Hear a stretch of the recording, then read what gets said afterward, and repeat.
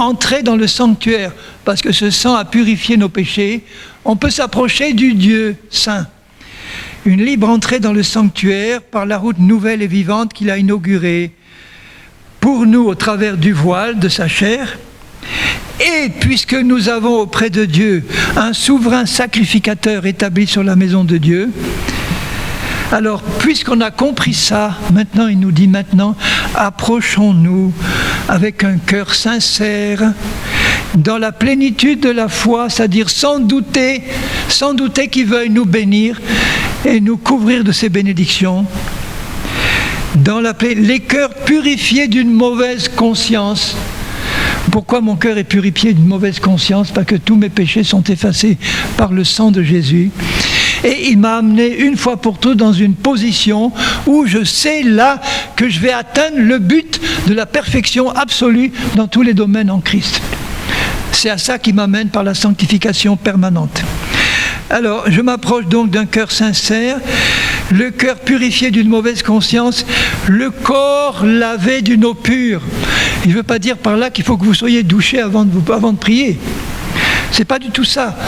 Mais c'est une image. Parce que la chair de péché habite dans mon corps. Et l'eau pure, c'est l'eau de la parole et l'eau de l'esprit. De même que le sang de Jésus purifie les péchés que j'ai déjà commis, l'eau de l'esprit et de la parole me permettent de maintenir le péché qui est dans mon corps, de le maintenir hors d'usage, enfin de l'empêcher de me faire pécher. Vous voyez la différence ?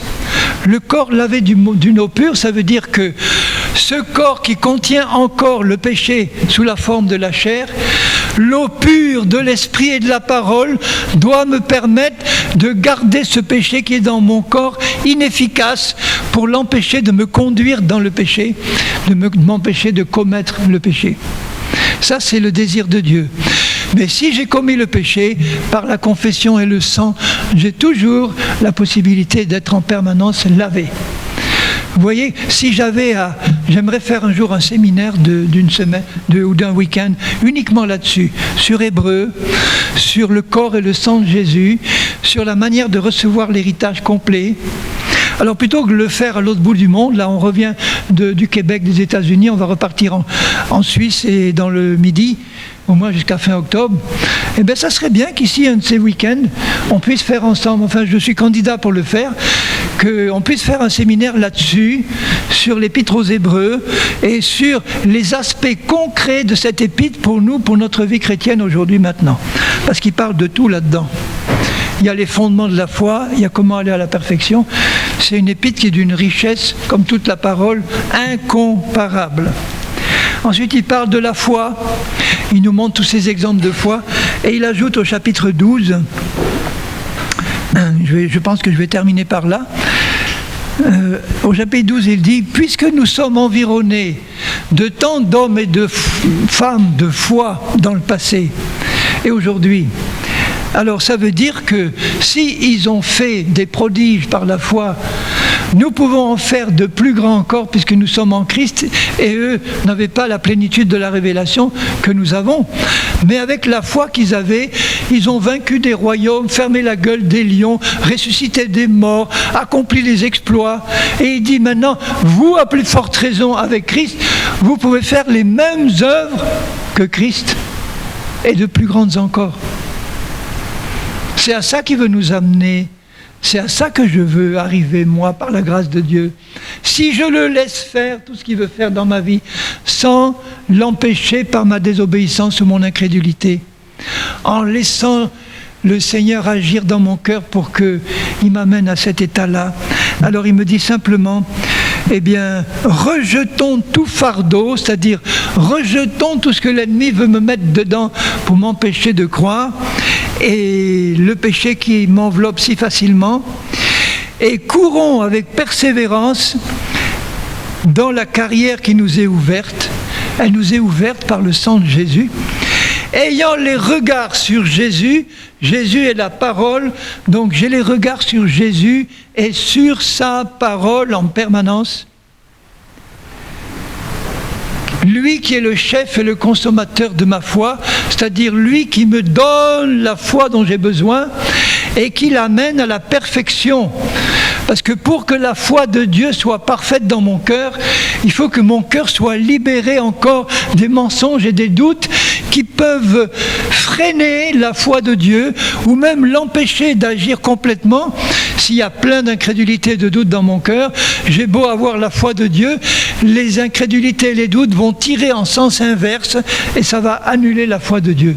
Donc si je veux laisser Jésus travailler dans mon cœur, il faut que je travaille avec lui pour méditer sa parole, pour recevoir cette parole qui va remplir mon cœur, qui va vider mon cœur des doutes et des craintes et des mensonges.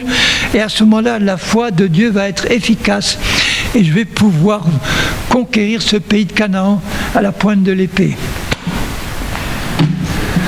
Ah Seigneur, j'ai encore plein là, il faudra encore que ça sorte.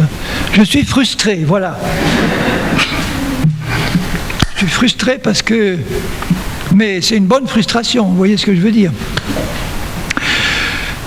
Seigneur, tu voudrais que nous soyons tous frustrés de la bonne manière. C'est-à-dire que devant